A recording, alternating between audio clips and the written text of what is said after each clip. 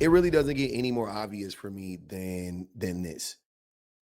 As a black man, a lot of things that happen to women happen to me as a black man. From white people or white society or white supremacy or whatever you want to, you know what I mean? Like whatever you want to say. Um, I can identify with a lot of the things that women go through as a black man. I can easily like put like talking about how I can't do certain things or I'll be viewed a different way than white people will be viewed. If I get loud, white people will call the police on me, but a white person can get loud or an Asian man can get loud, whatever, right? And I could draw a bunch of parallels between my plight, my struggle, and the struggle of women. Now, that goes double for black women. So it's really easy for me to identify with black women, I think, in this way. But just in general, I can identify with women. Now, I when I say that, I'm saying that because I want us to find ways to come together and not find ways to, be drive ourselves apart from one another or differentiate ourselves from one another. We should be finding ways that we are connected. Sadly, one of the ways that we are connected is as a black man, right? One of the ways that I'm connected to women is my experience, my experiences as a black man traveling, right? I haven't traveled that much in all honesty, but as a black man, even just going to different towns, going to different cities, being in different parts of cities at certain times as a black man, I, I know what I know. I have to have my head on a swivel. I know I have to, I have to watch my back. I have to be aware. I have to be vigilant. All of these things, and I've known that since I was a child. Like that's one of the reasons why I'm in front of you guys today. If I didn't clock this early, I don't think I would be here. I have literally survived because of this in so many ways. Now, I want men to pay attention to this, black men specifically, right? It should be really easy for us to clock this, but all men, right? Because I think that in this country, it's easier for men to see race and racism than it is for us to see sexism. So if you can see this, then you should be able to see the things that women go through, right? But as Black travelers, we have some additional concerns. We really have to make sure where we're going to is safe and welcoming, specifically for us. Unfortunately, it's not too different from when the Negro Motors Green Book was first needed back in the 1930s. So Victor Hugo Green was a postman that created the Green Book. It was essentially the Black travel Bible during Jim Crow and segregation. And so although it was last published in 1966, we still need another one. And there is one, and it's Green Book Global. So we got that modern day Green Book you've been looking for. It's our mission to inspire and empower Black travelers to confidently explore the world by the sharing of travel while Black experiences and other travel tips. So on Green Book Global, we have thousands of tips from Black travelers from all over the world, including a Travel While Black score, which you can see below. There's also comments that talk specifically about Travel While Black and even highlight Black-owned businesses. For your next trip, go to greenbookglobal.com or download our app and support us as we support you. Right? Easy. We know that as black people. We know we can't just be traveling anywhere we want to. We know we gotta, we the kings of we the kings and queens of who all over there, right? But we do that everywhere we go. We take that to a whole other level because we need to know who's all over there. What's going on over there in your part of town? What's going on over there in Morocco? What's going on over there in Egypt? How they treating us? Like my like that one, like Sage said. I'm so tired of them talking about these countries will pay you this amount of money to move there, but do they like niggas? But do they like niggas is always the question. That's what we always gonna ask, right? But women have a very similar plight. Again, black women have been asking that forever, but they also have to ask, do they like do they like women? Do you like black people and do you like women? Right? As a black man, all I wonder is do they like black people? Right? So let's clock the massage noir right off the rip. But in general, it's easy for me to identify as a black man now. I can easily identify with the plight of women now as a black man. Super easy because it almost everything parallels. There's always a parallel of blackness to womanhood in some way, shape, or form. right? In some way, shape, or form. So the same way that Black people need a green book, women need a traveling guide. They need to know where they can go where it's safe, right?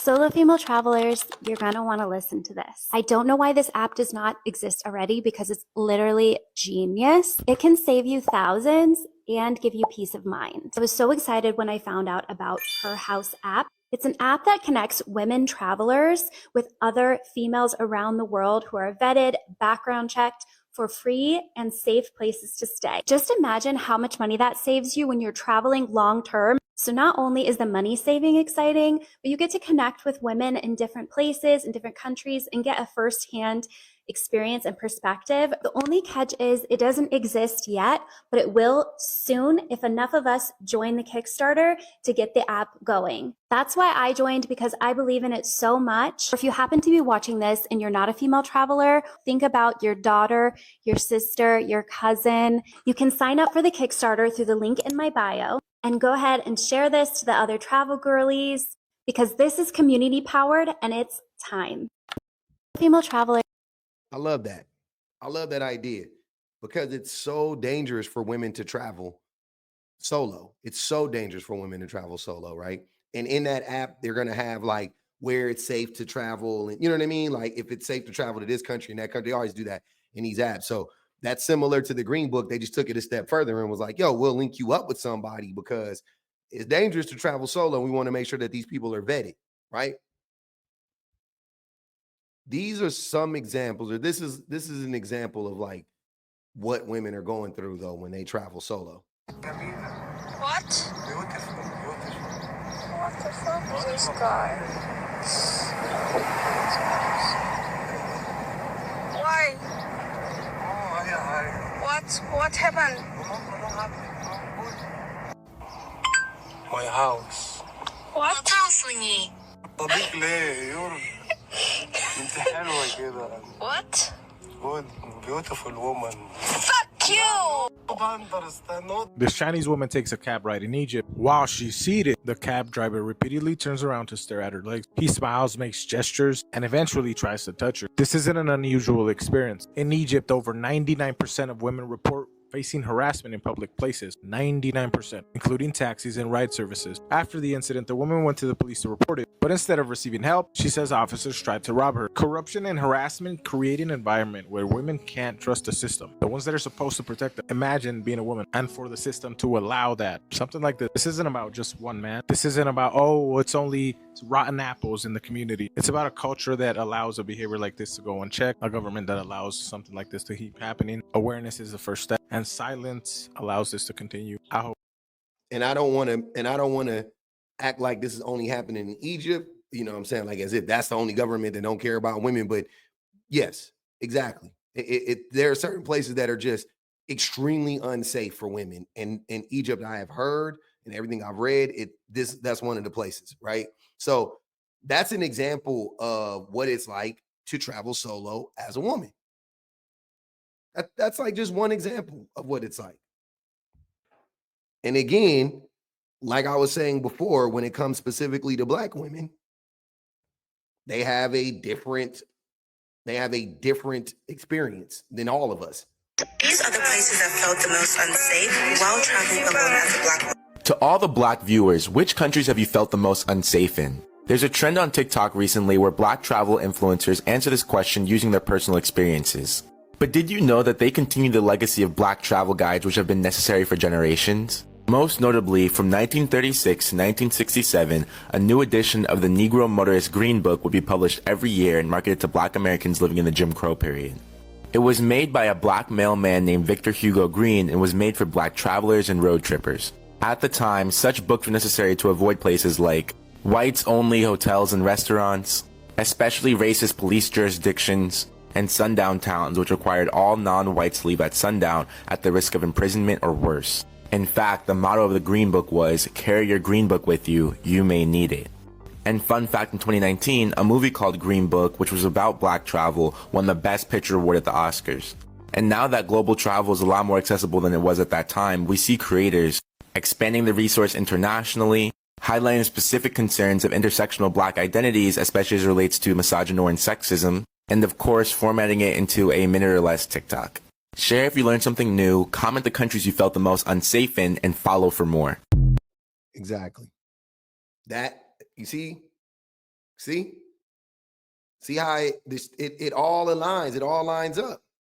Boom, I can feel that. As a black person, I need to know where to travel. It's unsafe. Black women need to know where to travel. They're black and they're women. Women need to know where to travel because they're women. I could easily identify with all of this. This is super relatable for me.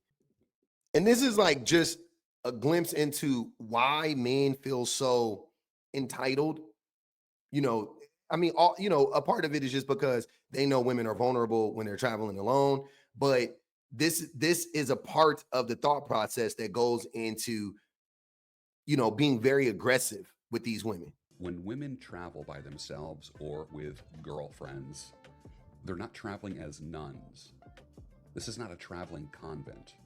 It's what happens in Vegas stays in Vegas. What happens at the company Christmas party stays at the company Christmas party. What happens with the vendor stays with the vendor. What happens at the hotel bar, what happens at the Red Caves, what happens at Machu Picchu, all stays there.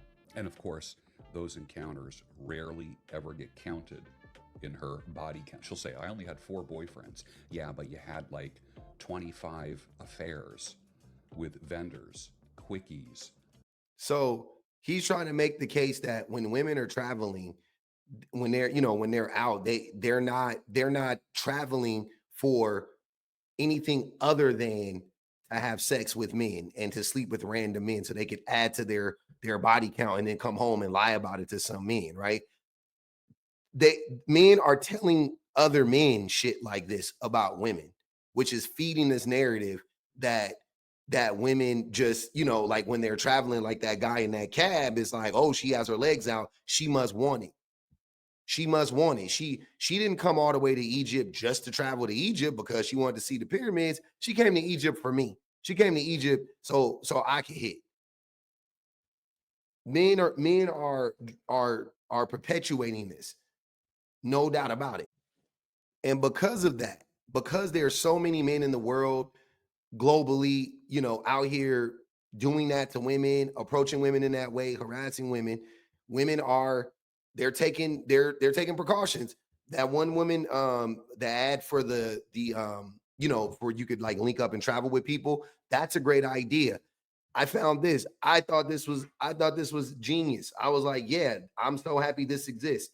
So there's a site, it's called Travel Ladies. Travel Ladies essentially is like Airbnb for women specifically. Women need their own spaces because men are so terrible and such a threat to them that they are, taking precautions so that they could still have a chance to live life. You know what I mean? Like women just want to be able to live life relatively safe. So they're taking precautions to do that. And Travel Ladies is an app that you can download. And essentially what you do is you can stay at houses owned by women, right? And, obviously they've been vetted and all of that stuff, just to give yourself a better chance of staying at a home that where you're going to be safe. Because more than likely you're more safe in a home of a woman than you are in the home of a man. Sad to say, but that's just the reality. And on the site, what they do is they took a page out of the Green Book and they give you information on where to go as a woman, right? So here it says, is Portugal safe for women? Crime rate in Portugal. I love how they break this down. It's very easy and clean. When I was looking at it, I was like, oh my goodness, look at this. So it just has a safe rating of 4.4. It's really high up there, gives you a reason why. And it has various other categories. Crime rate is low. Violence rating is really low. It says that I'm sorry, on here right there it says like 2.5% in that country on average. On average 2.5% of women in Portugal have experienced physical and or sexual violence from an intimate partner at some time in their life. Only 2.5% of women in Portugal have experienced that. A far cry from the women in America. So it can be done. We see it can be done. We definitely can condition that out of men. You know, we have to change the conversations around all of this stuff. Make friends while solo traveling.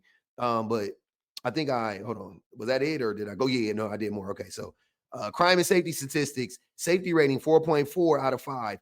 Safety walking alone, 3.8 out of 5.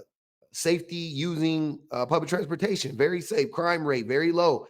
Worries of being sexually harassed, 2 out of 5. So it's somewhat of a concern. I love this. I love this. I think this is awesome. It's sad to say that women need this, but women need more of this. You know, I'm here for it. This is not, according to some men, I know they like to say this stuff is sexist. This is not sexist. This is protection. These are the natural consequences to men abusing women and unaliving women. So if you want it to change, then you need to have conversations with men and you need to change how you view women. It is not sexist for women to protect themselves against a system that sets out to harm them. That's not oppressive in the slightest. And the reason why men say that it's sexist is so that women will stop doing it and or be punished for doing it.